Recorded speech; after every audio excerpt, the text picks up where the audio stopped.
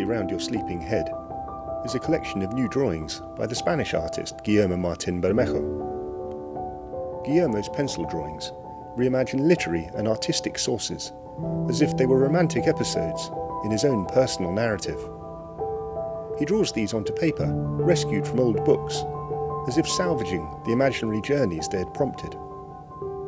He lives in a village in the mountains just to the north of Madrid, and the works in this show come from summer daydreams during the afternoon summer heat, lazy contemplations of butterflies, or encounters with stick insects, develop into imaginary scenes where memories and artistic sources intermingle. This drawing alludes to William Mulready, the Irish painter of rural genre scenes, as if focusing on a small memory of a larger work.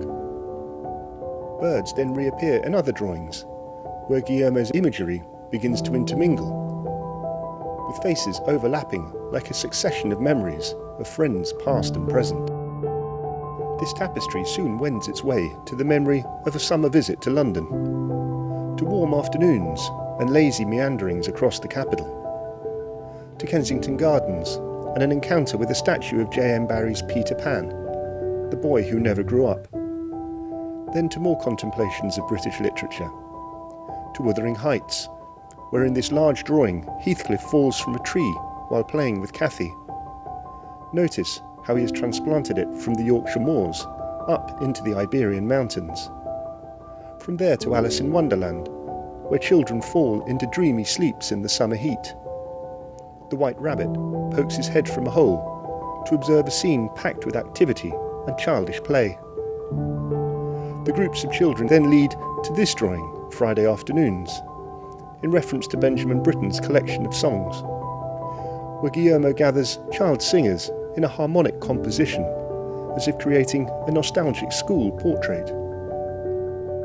This in turn brings memories of May games in Guillermo's mountain village, where young people come together in a spring gathering that is nevertheless wrought with uncertainty.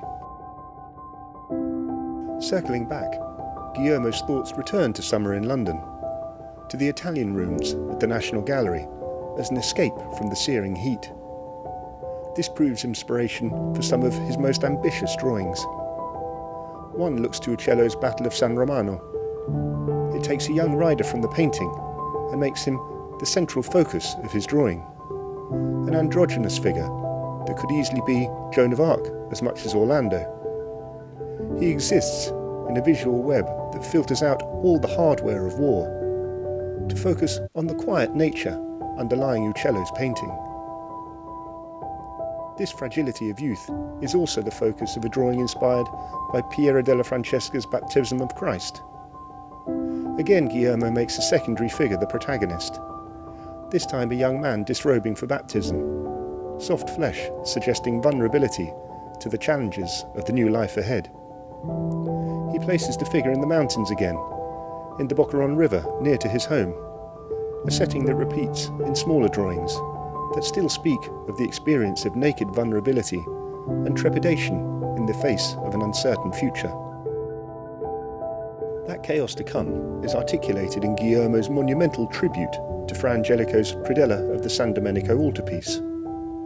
Over a metre wide, the drawing is inspired by the work in the National Gallery, a masterpiece of the early Renaissance in Florence, painted around 1424. Guillermo's work dives into this work and fragments its rigid Gothic order to create a scene as intense and vibrant as a stained glass window.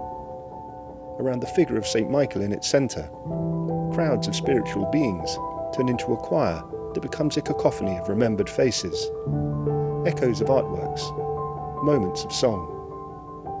The composition loops in swirling arcs, just as Guillermo's references loop through his drawings, overlapping, layering, interweaving in both subject matter and technique, creating visual feasts that are full of emotional resonance.